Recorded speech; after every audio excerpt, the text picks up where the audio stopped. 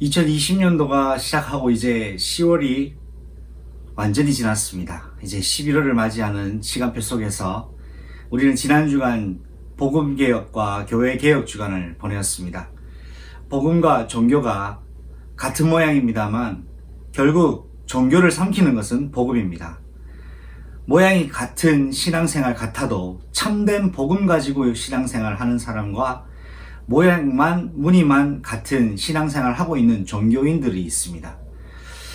내가 항상 참복음 속에 있는지, 혹 우리가 인도를 받는 여정 속에서 나도 모르게 내가 가지고 있는 복음이 점점 종교화되어져 가고 있는 부분이 없는지를 점검할 수 있다면 여러분은 영적으로 참 건강한 전도자로서 중요한 여정을 잘 인도받고 있는 것이라 해도 과언이 아닐 겁니다.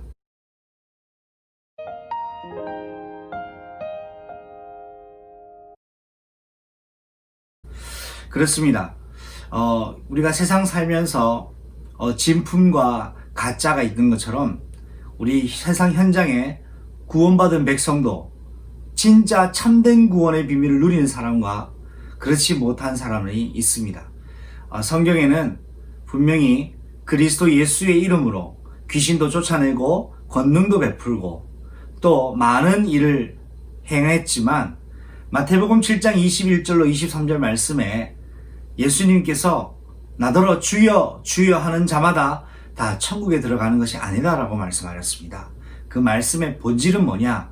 바로 참된 복음을 가지고 변질되지 않고 이 땅에서 사는 날 동안 항상 하나님의 은혜 속에 그리스도의 성령의 충만함 속에 성령의 인도받는 참복음 가진 사람, 그 사람이 현장 살리고 지역 살리며 시대를 살리고 교회를 세우는 일에 쓰임받게 된다는 사실입니다.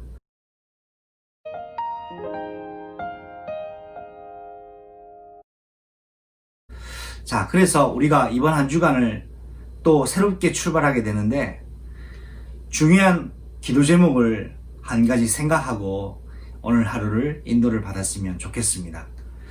하나님의 언약은 확실합니다. 출애굽이라는 언약을 주셨습니다. 그런데 과정은 생각지 못하게 순탄하지 않습니다. 바로왕은 계속해서 마음이 완악해질 뿐이고 갈수록 백성들을 보내주기는커녕 오히려 강압하고 핍박하고 억압하며 이스라엘 백성과 모세를 향하여 하나님의 존재를 부인하는 그런 모습들을 보게 됩니다. 이때 혼란을 겪고 있는 이스라엘 백성이 분명히 하나님께서 이스라엘 백성을 출애굽하게 하실 것인데 왜 바로왕은 저렇게 완강할 수밖에 없을까?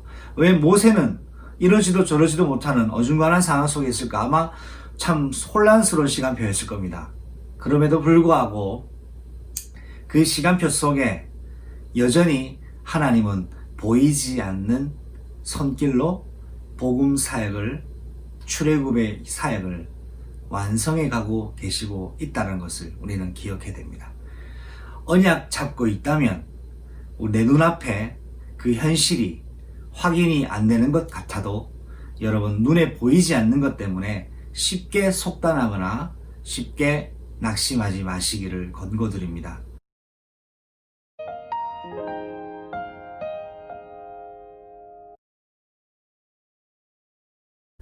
하나님은 우리 눈과 우리의 마음과 우리의 현실에 맞추어서 일하시는 분이 아닙니다. 하나님 당신께서는 당신의 의지대로, 당신의 방법대로, 당신의 목표를 향하여 일을 이루어 가시는 스스로 완전하신 분이십니다. 이 스스로 완전하신 하나님, 그 이름을 예수라 하는 우리의 능력주, 창조주, 구원주 되시는 이분이 여러분의 생각과 마음속에 참된 복음으로 오늘도 참복음의 능력 가지기를 소망합니다. 그러면 내 속에 나도 모르게 복음이 종교화되어 있는 것을 어떻게 확인할 수 있을까요? 여러분, 첫사랑 기억나시죠? 예수님을 만났던 그 첫 때의 그 첫 마음, 그 우리의 마음들은 시간이 지나면서 굳어져 갑니다. 그러나 예수님의 이름을 여러분 부를 때마다 여러분이 다시금 여러분의 마음의 문을 열고 하나님 앞에 하나님의 살아있는 음성을 듣기를 소망할 때 여러분의 강단을 통하여 주신 하나님 말씀과 그 속에 여러분을 향한 하나님 계획을 여러분이 듣고자 할 때 하나님은 여러분에게 새로운 성령의 은혜를 부으신다는 것을 기억하십시오. 예수님이 다시 오시기까지 예수 이름을 부르는 자에게는 새 성령의 충만함을 약속하셨습니다. 오늘 여러분 아무것도 안 되는 것 같아도 여러분이 낙심한 상태에 있다 할지라도 예수 그리스도의 이름을 부르는 새로운 시작이 되기를 바랍니다.